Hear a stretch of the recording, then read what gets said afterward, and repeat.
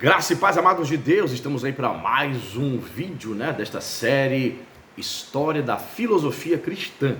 Pois é, estamos abordando aí teólogos, que foram pais da igreja, geralmente, a maioria deles foram pais da igreja, e nos quais também eles faziam filosofia. Então, a História da Filosofia Cristã, mais uma aula de número 21. Estamos falando aí já algumas aulas sobre o nosso querido Orígenes de Alexandria, que viveu ali no século III, que foi um grande teólogo, grande filósofo, um período patrístico. E, para você que não me conhece, sou o pastor Anderson Porto, estamos aqui nas internet da vida, compartilhando conhecimento. Você não é inscrito no nosso canal, seja bem-vindo, se inscreva aí, ative o sininho da notificação aí. Não, primeiro você se inscreve, 1, 2, 3 segundos, já se inscreveu, beleza? Ative o sininho da notificação, deixe o seu like e siga a gente aqui. Segue a gente também lá no Instagram, tá certo? Ponte Teológico. Nós estamos aqui seguindo, compartilhando conhecimento.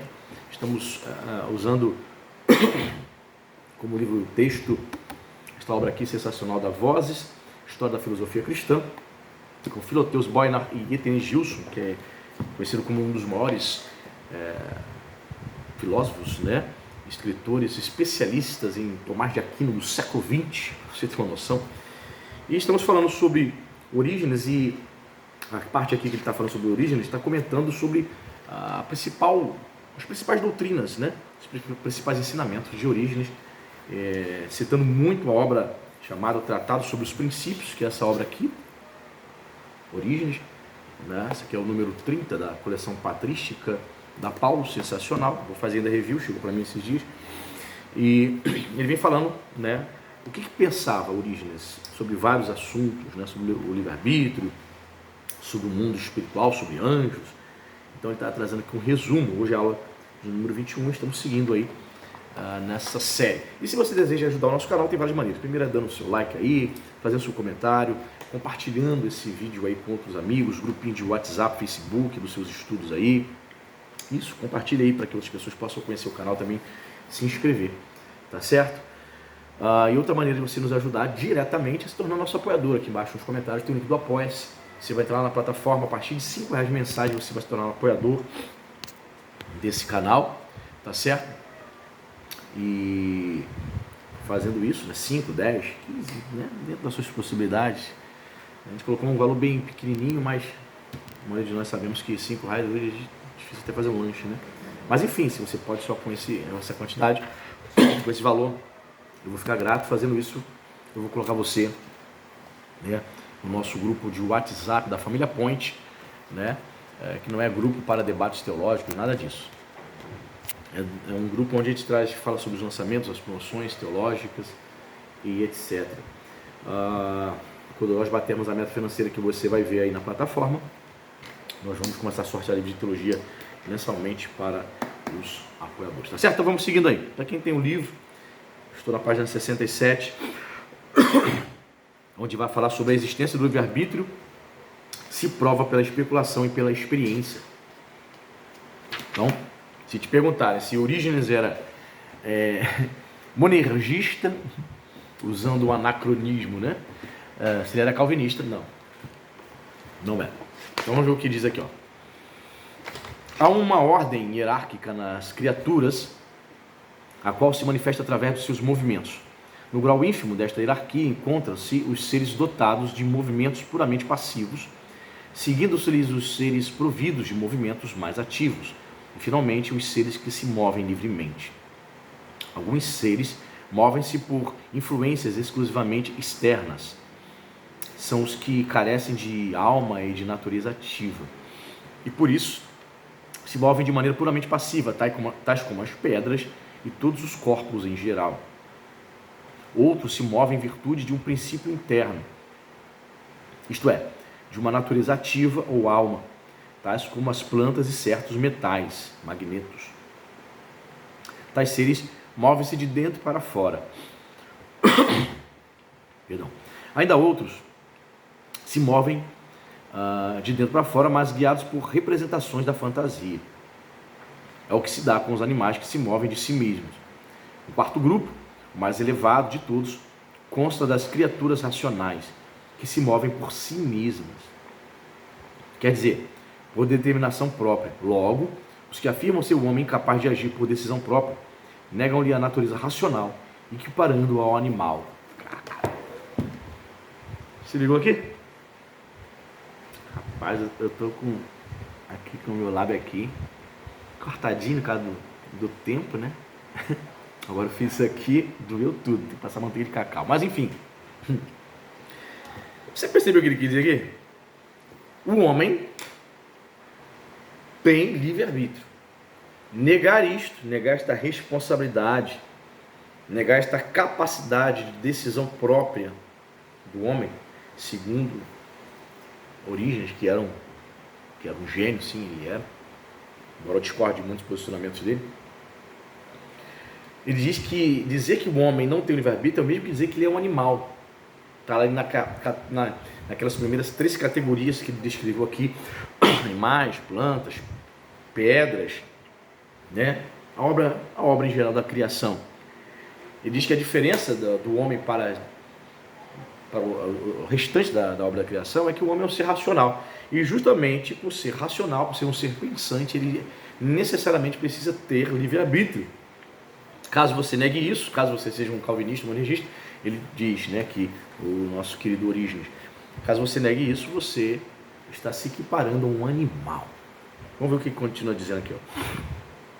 Onde há uma razão, ali também há liberdade. Poxa, vou até sublinhar essa frase aqui. Onde há razão, ali também há liberdade. Pois pensar racionalmente significa julgar. Também as emoções humanas estão sujeitas ao juízo racional. Eu concordo com ele. Pensar de maneira racional, a capacidade facultativa que Deus nos concede de pensar, né, significa julgar. Sim, todos nós fazemos julgamentos diários, tomamos decisões, fazemos escolhas, ainda que sejam insignificantes, né? É claro que de maneira até muito criativa, de maneira inteligente, os monergistas têm explicação para isso também, né? Calvinistas vão conceder, vão fazer distinção, né, dessa questão do livre-arbítrio do homem, no que diz respeito a pequenas coisas irrelevantes do dia a dia. Uso caneta verde ou uso caneta azul? Vou vestir essa blusa cinza ou uma blusa amarela? Eles dizem que há essa distinção, que Deus não se intrometeria nisso, me parece. Né? Mas diz mais aqui, ó. Julgando-as, a razão é capaz de pronunciar-se a respeito delas. Em outros termos, ela tem o poder de desaprovar e recusar o que lhe desagrada, e de aprovar e reter o que lhe agrada. Por isso, podemos querer o que é justo e louvável, como também o que é feio e vil. É, pois, com toda a justiça que somos chamados a prestar contas. Para Orígenes, o fato de você precisar ter que prestar contas com Deus é a prova, a evidência de que você tem a liberdade para tomar decisões, para fazer julgamentos. É a prova de que você tem um livre-arbítrio, livre escolha. Você não pode prestar contas de algo no qual você não tem a liberdade de decidir, de escolher, de rejeitar ou aceitar. Dentro da perspectiva filosófica, isso está correto, né? Aliás, a maioria dos filósofos, mesmo cristãos, não estou falando todos, estou falando que grande parte dos filósofos cristãos rejeitam totalmente o predeterminismo, o monergismo, o calvinismo, por conta dessa questão da moral, né? Vejo isso em William Lane Craig, rejeitando, né, o calvinismo monergista. Vejo isso em Champlin, que também era filósofo. Ele diz que a ideia de um determinismo, dos decretos de Deus determinar, decretar tudo que o homem vai fazer, ele não ter liberdade moral alguma para tomar decisões, isso violaria, né? Violaria a razão. Você não seria obrigado a prestar contas de nada. Afinal, Deus havia decretado tudo. Parte B. A existência do livre-arbítrio prova-se também pela experiência interna. Olha só. Rapaz, isso aqui dá uma live, hein? Orígenes convida os negadores do livre-arbítrio a volver o olhar para o seu próprio interior. Quem o fizer não tardará a convencer-se de que ali há um princípio de comando, que decide em sentido afirmativo ou negativo sobre os nossos motivos. Assim, o homem que deseja viver castamente não se deixará levar ao vício pela primeira mulher que se depara. E, se faltar a seu bom propósito, ele mesmo é responsável por suas faltas, pois não quer resistir à tentação. Graças ao exercício e à meditação, porém, muitos homens chegam a dominar-se a ponto de menosprezarem todo prazer inferior. Isso tinha muito, né, entre os primeiros pais da igreja, essa questão da castidade, do celibato, de se tornarem eunucos, né, em prol, né, da obra, do reino de Deus. Então ele está dizendo que o homem sim demonstra o livre-arbítrio de maneira interna, quando ele rejeita, por exemplo, uma mulher que possa tentar seduzi-lo. E ele, ao resistir à tentação, resistir aos encantos, à sedução dessa mulher, por conta de suas convicções, ele estaria demonstrando. Isso seria uma prova de que ele tem um livre-arbítrio para ele recusar aquilo que a carne dele está pedindo, né? Letra C. Uma terceira prova do livre-arbítrio é a educabilidade do homem. Já nos dias de Orígenes havia negadores do livre-arbítrio que pretendiam basear toda a conduta moral na constituição corporal do homem. Uma tese absurda e refutada pelos efeitos da atividade pedagógica. A instrução e a demonstração podem fazer com que, de dissolutos, ásperos e bestiais, os homens se tornem sóbrios, gentis e senhores de si.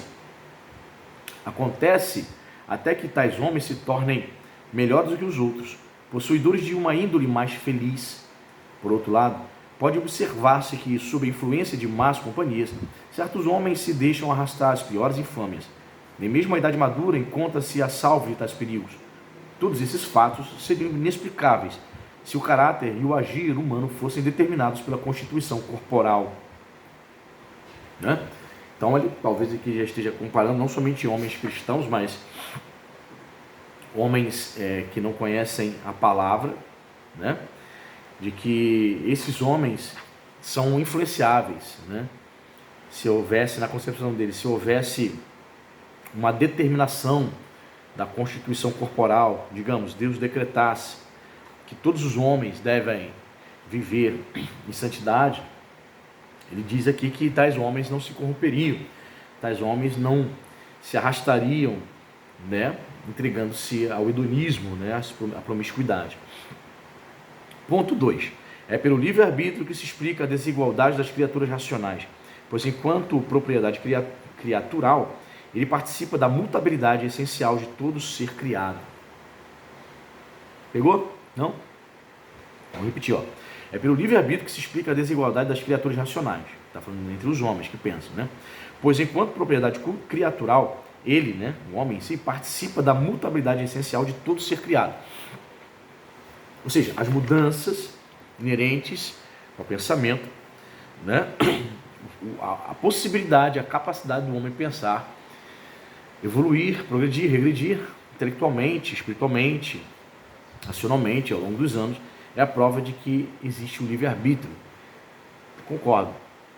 O Anderson hoje, de 46 anos de idade, não é o mesmo Anderson de 26 anos, certamente. Em todos os níveis, eu mudei, eu amadureci, eu progredi. O repertório intelectual aumentou, o vocabulário, o conhecimento, a maturidade, a forma de ver a vida, de enxergar a família, o reino de Deus, é óbvio, né? Diz mais aqui, ó. Letra A, acerca do ponto 2. Toda criatura é essencialmente mutável. Pelo mesmo fator de ter sido tirada do nada, toda criatura teve um começo de existência. Por outras palavras, sua existência é posterior à não existência. Por isso, nenhuma criatura é, por si mesma, aquilo que é. Coisa de filósofo, né? Só Deus existe por si mesmo, por ser Ele a fonte de toda a bondade. Sim. As criaturas, ao contrário, receberam sua bondade do Criador, pelo que também pode torná-la a perdê-la. Em outros termos, elas são necessárias, elas são necessariamente mutáveis. Ok? Então, só Deus é fonte de toda bondade, Deus é imutável. Ele vai dizer, as criaturas, sua criação, o homem, por ser racional e sujeito à mutabilidade, elas podem perder determinadas virtudes. Vou usar aqui o exemplo, bondade, né? Ponto 2. Abandonar ou perder a bondade é sinônimo de tornar-se mal. Ok. O mal é a privação ou ausência da bondade. É um não ser, e como tal é o oposto do ser e do bem. Tudo isso aqui, tudo que ele está falando aqui, está fazendo citação aqui dessa obra dele, tá? Tratado sobre os princípios. Na proporção em que o homem se aparta do bem, ele perde sua perfeição e cresce no mal. Então o mal existe. O que é o mal? Para Orígenes, também para Agostinho também, né?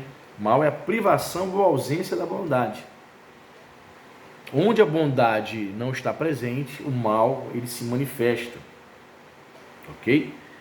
As criaturas racionais foram criadas livres para que pudessem apropriar-se ativamente da bondade que lhes foi dada, transformando-a num bem pessoal mediante um ato voluntário. Vou repetir, as criaturas racionais, os homens, foram criados livres, ou seja, com livre-arbítrio, para que pudessem apropriar-se ativamente da bondade que lhes foi dada, transformando-a num bem pessoal mediante um ato voluntário. Então, para Orígenes, sim, existem evidências, existem provas pela experiência, pela observação, por elementos que ele observava internamente e externamente, que o homem necessariamente precisa ter o livre-arbítrio. Como falei no início do vídeo, a maioria dos filósofos, nem todos, por exemplo, Jonas Madureira é calvinista e ele é filósofo. Obviamente ele não concorda com Orígenes, não concorda com Armínio nesse sentido, né? Então, ele entende que, pelo fato do homem ter livre-arbítrio, ele possui ato voluntário, ou seja, não há decretos, não há predeterminismo, não há nada para determinando ou violando a liberdade, os atos voluntários desse indivíduo. E para fechar aqui o nosso vídeo, ele diz o seguinte: a liberdade só é compreensível a quem vê na criatura racional um ser pessoal e essencialmente livre, pois só a um ser pessoal pode caber a tarefa de fazer a sua bondade gratuitamente recebida, ou seja, de conquistar para si bondade inerente ao seu próprio ser e decidir-se assim livremente por Deus. Olha que interessante. Ele aqui vai usar mais uma questão filosófica, a questão da identidade. O homem, se alguém lhe perguntar, o homem é um ser pessoal, ele tem uma identidade, ele tem uma personalidade, sim ou não? Você vai responder sim. Aí a Origem diria o seguinte: por isso mesmo, justamente por ele ter o seu próprio ser, por ser um indivíduo, né? Por ser um ser pensante, um ser racional, né? Justamente por conta disso, ele pode se decidir por Deus ou não. Livremente, ele pode se decidir a ser um seguidor do Senhor ou não.